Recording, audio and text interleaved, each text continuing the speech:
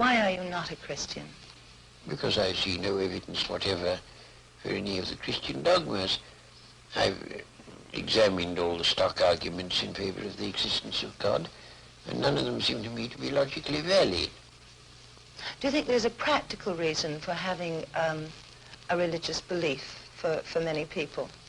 Well, there can't be a practical reason for believing what isn't true. That's quite, at least I rule it out as impossible.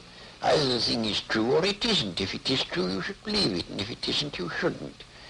And if you can't find out whether it's true or whether it isn't, you should suspend judgment. But you can't, it seems to me, a fundamental dishonesty and a fundamental treachery to intellectual integrity to hold a belief because you think it's useful and not because you think it's true. Well, I was thinking of those people who find that some kind of religious code helps them to live their lives. It gives them a very strict set of rules, the rights and the wrongs. Yes, but you know, those rules are generally quite mistaken.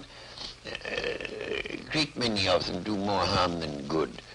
And they would probably be able to find a rational morality that they could live by if they dropped this irrational, traditional, taboo morality that comes down from savage ages. But are we, perhaps the ordinary person, perhaps isn't strong enough to find this own personal ethic? They have to have something imposed upon them from outside.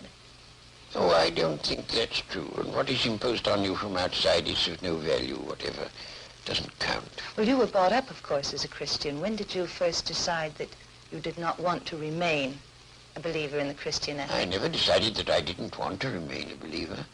I decided between the ages of 15 and 18, I spent almost all my spare time thinking about Christian dogmas and trying to find out whether there was any reason to believe them. And by the time I was 18, I discarded the last of them. Do you think that that gave you an extra strength in your life? Oh, I don't know. No, I shouldn't have said so. Neither extra strength nor the opposite. I mean, I was just engaged in the pursuit of knowledge. As you approach the end of life, do you have any fear of some kind of afterlife, or do you feel that that is just an impossibility? No, I think that's nonsense. There is no afterlife? None whatever. Do you have any fear of something that is common amongst atheists and agnostics who have been atheists or agnostics all their lives, who are converted just before they die to a form of religion?